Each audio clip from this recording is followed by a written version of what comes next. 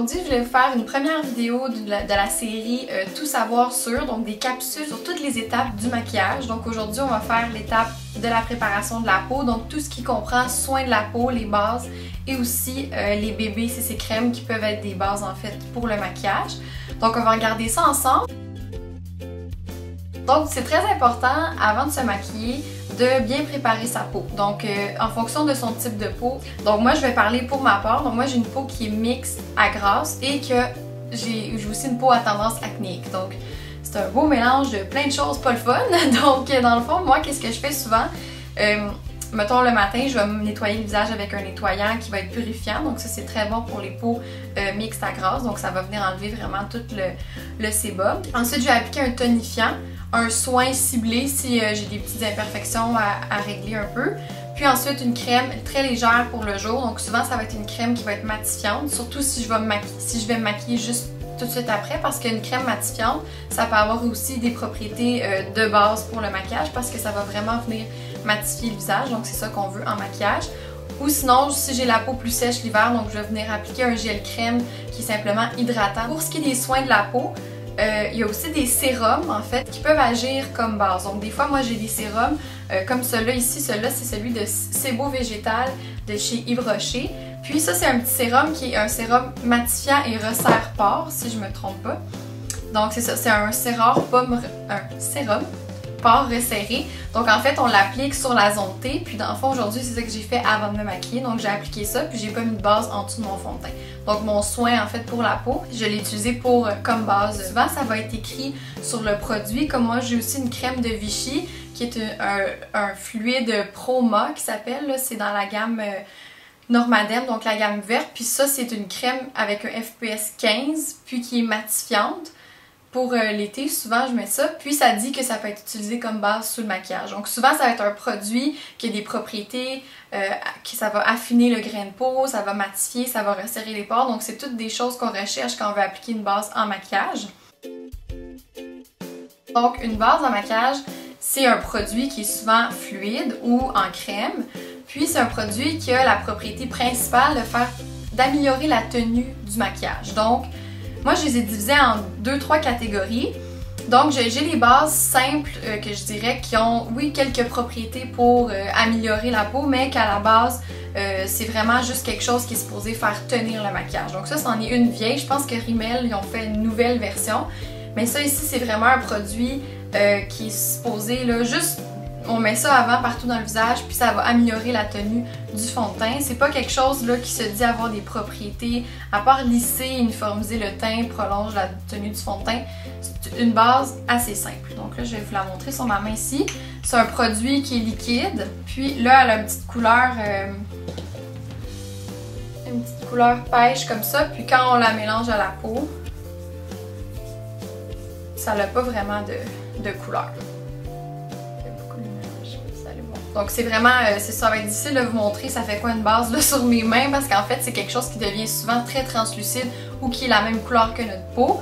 Donc ça, ce serait ma première catégorie de base, donc des bases très simples. Ça c'est quelque chose qu'on trouve en pharmacie et dont la propriété principale c'est vraiment d'aller améliorer la tenue du fond de teint. Ensuite il y a aussi les bases que j'utilise le plus et que j'apprécie le plus, donc ça va être les bases qui vont venir lisser les pores. Donc c'est quelque chose souvent qui va avoir une texture, je vais vous montrer avec celui-là ici de Garnier. Et ça, je pense que c'est les bases qui sont les plus... En tout cas, j'en ai vu plusieurs sortes, donc il y a vraiment plusieurs gammes. Donc ça va être vraiment... Je vais vous le montrer. Ça fait des petits bruits. Donc c'est vraiment une espèce de petite pâte. Puis ça, c'est vraiment une pâte qui va venir lisser. Donc, ça va venir tout rentrer dans les petites ridules de mes mains. Ben, pas les ridules, mais les petites fentes dans mes mains.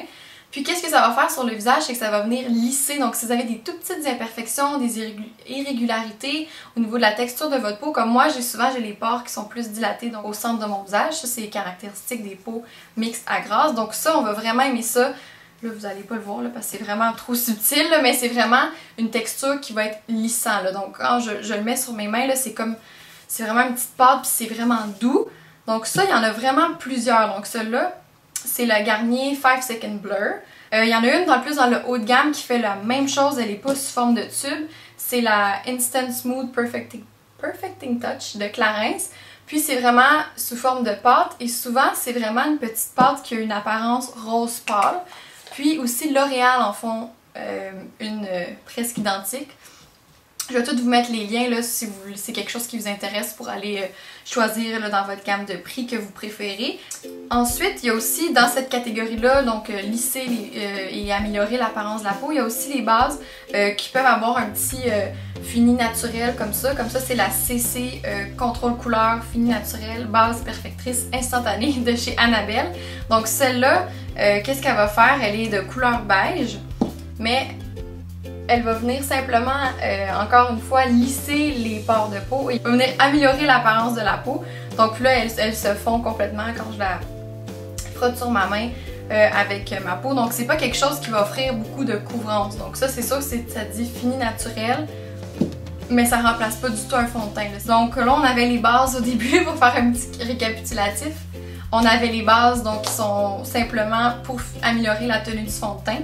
Ceux qui ont des propriétés un petit peu plus correctrices pour réguler l'apparence de la peau et lisser les pores. Dernièrement, je sais que Maybelline ont sorti avec leur gamme Master Studio, je pense. Ils en ont sorti 3, puis ça vous montre un peu les 3 types de bases qu'il peut avoir. Donc, il y en a une, c'est vraiment, je pense, juste un petit gel qui vient lisser les pores de la peau. Il y en a une qui est verte. Donc ça, le vert, on sait que ça vient contrebalancer les rougeurs, donc pour améliorer, corriger les rougeurs. Puis il y en a une qui est illuminatrice. Donc ça, c'est les 3 types, moi, que j'ai aussi divisé là, mes bases aujourd'hui. Donc ça m'amène à vous parler de la dernière base, qui est en fait, qui sont les bases illuminatrices.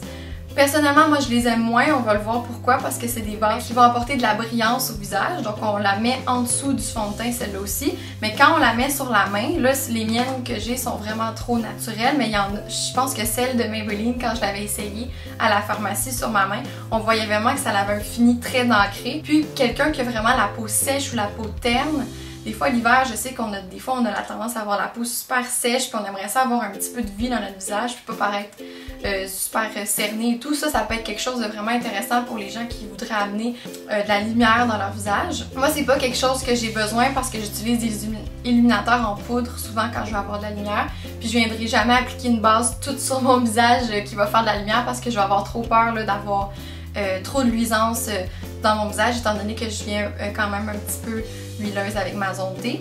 Donc moi, j'en avais 2 exemples ici. Là, ça c'est le tout petit de chez Benefit. C'est le That Gal de chez Benefit. Puis c'est base de teint enlumineur visage. Puis il y en a une aussi base préparatrice fixe et illumine de chez Yves Rocher. Donc je vais pas vous l'appliquer sur ma main parce que c'est trop subtil, ça se voit vraiment pas à la caméra, mais quand on le met, on voit qu'il y a un petit peu de luminosité, un petit peu de lumière, puis c'est ça qui fait la différence avec les autres bases qui ont pas de propriétés illuminatrices, mais vraiment plus des propriétés de corriger et de lisser la peau. Donc ça, c'est tout pour mes catégories de mes 3 bases. Je voulais aussi vous parler dans la préparation de la peau et les bases des bébés crèmes et des CC crèmes. Dans le fond, c'est qu'il y a des gens qui peuvent utiliser une bébé crème comme fond de teint, donc comme plusieurs personnes le font. Mais si vous voulez avoir un look plus sophistiqué, donc si vous avez une grosse soirée ou des fois, mettons un spectacle ou quelque chose de danse, je veux dire un maquillage de scène, donc avoir une bébé crème sous son fond de teint, ça peut agir comme base. Puis sur les bébé crèmes et les CC crèmes, c'est écrit en arrière souvent peut être utilisé seul ou sous le fond de teint. Mais je vous dirais que si vous mettez une bébé crème, parce que les bébé, CC, des crèmes, c'est toutes des crèmes qui ont de la couvrance, donc ils ont une certaine couleur dedans. C'est sûr que c'est quelque chose que si vous vous appliquez sous le fond de teint, vous allez avoir vraiment une couvrance très très grande pour, dans le fond justement, comme je disais, un maquillage de scène ou un maquillage de soirée là, pour une grosse soirée. Donc dans le fond, on va essayer de démystifier un petit peu. J'ai fait des petites recherches pour vous parce que là j'ai vu qu'il y avait aussi des DD crèmes, comme je disais. Donc la bébé crème, ça fait un petit bout de temps qu'on en entend parler. À la base, bébé crème, c'est pour baume beauté. Puis CC crème, souvent c'était pour contrôle couleur ou, attendez, je vais tout mettre ça ici, correction complète. Donc j'ai essayé vraiment de trouver la différence entre les deux. Puis c'est vraiment très très très mince, ok? Donc dans le fond, moi personnellement, comment je le vois, c'est qu'une bébé crème, je vais toujours penser que c'est quelque chose qui qui va peut-être plus remplacer la crème hydratante. Donc quelqu'un le matin qui veut skipper la crème hydratante mais qui veut se maquiller et s'hydrater en même temps, moi je mettrais une bébé crème parce que souvent c'est quelque chose qui a une propriété plus hydratante que la CC crème.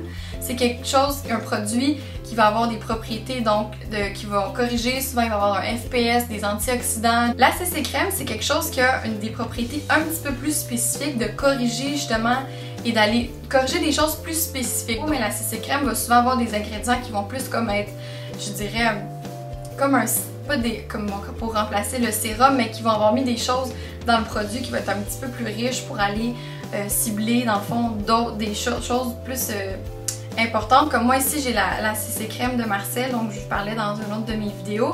Puis celle-là a dit réduit l'apparence des taches brunes. Donc c'est vraiment la CC crème, comme on disait tantôt, contrôle couleur ou correction complète. Donc c'est un produit qui va être plus ciblé encore que la bébé crème. Puis dans le fond c'est supposé, comme ça disait, aller cibler les taches brunes. Donc je pense que c'est des crèmes qui ont des propriétés plus spécifiques, d'aller corriger des petites imperfections plus spécifiques. Puis pour la DD crème, personnellement j'en ai jamais essayé, mais j'ai fait la petite recherche pour vous. Je sais que Marcel ont une bébé, une CC et une DD, puis leur DD crème s'appelle Défense Diurne. Donc celle-là, c'est vraiment quelque chose pour défendre ta peau des agressions extérieures de l'environnement. Donc c'est ça que j'ai compris. Personnellement, je pense pas que la CC crème ne t'empêche pas de te défendre étant donné qu'il y a plein de bonnes propriétés dans cette crème-là. Je vous dirais que, comme je disais au début, la différence entre la bébé, la CC et la DD est très mince. C'est des produits, je pense, qu'il faut acheter en fonction de qu'est-ce qui est écrit sur le produit. Parce que là, je parlais un peu de la gamme Marcel, ça veut pas dire que pour une autre gamme, c'est exactement la même chose. Ça se peut que ça soit inversé. Donc, gardez en tête bébé pour Baume Beauté, un petit peu plus, ça peut remplacer la crème hydratante. CC crème, un petit peu plus de couvrance, plus pour des corrections spécifiques au niveau du visage, des petites imperfections, des problèmes plus ciblés. Puis la DD crème, donc ça, je pourrais pas vous en dire plus parce que j'ai vraiment pas essayé ce produit-là, mais ça dit défense diurne, donc peut-être plus pour défendre ou protéger en fait la peau des agressions externes. Donc si vous avez essayé une DD crème, vous pouvez m'en parler dans les commentaires, ça m'intéresserait de savoir c'est quoi la différence que vous avez vue entre la bébé et la CC crème. Aussi, je voulais vous parler, en fait, au début je parlais des soins de la peau, mais je vais aussi mettre une crème contour des yeux. Donc ça c'est très important, si vous en mettez pas déjà une le matin et le soir, puis c'est juste quelque chose que tu mets autour de tes yeux qui fait que c'est hydratant. Moi j'ai commencé à utiliser ça quand c'était l'hiver, puis que j'avais vraiment le contour des yeux super sec, puis à un moment donné tu veux pas mettre ta crème hydratante sur le contour de tes yeux parce que des fois tu sais, il y a comme des... En fait, ça dit tout le temps sur le pot de crème de jamais le mettre autour de tes yeux, je sais pas trop pourquoi, mais tu sais, des fois c'est des produits qui sont un petit peu trop concentrés pour la petite peau fragile autour des yeux. Et ensuite, je voulais vous parler en fait des produits avec des FPS, donc des facteurs de protection solaire. Ça, les amis, il faut tout le temps en avoir. Ok, même moi, des fois, j'oublie puis je me dis non, faudrait que t'en mettes. Mais il y a un produit super génial que j'ai acheté l'été passé. Donc ça c'est le produit de chez Clinique. Donc ça s'appelle le Super City Block. Donc c'est dans le fond c'est vraiment juste une crème solaire pour le visage, mais qui est très très légère et qui fait pas de boutons parce que dans le fond ça c'est un produit de Clinique, donc hypoallergène, tout ce que tu veux là, qui est bon pour la peau, là, soumis à des tests d'allergie, 100% sans parfum. Puis il y a une petite couleur, mais c'est pas couvrant du tout là. Il y a une petite couleur beige comme ça.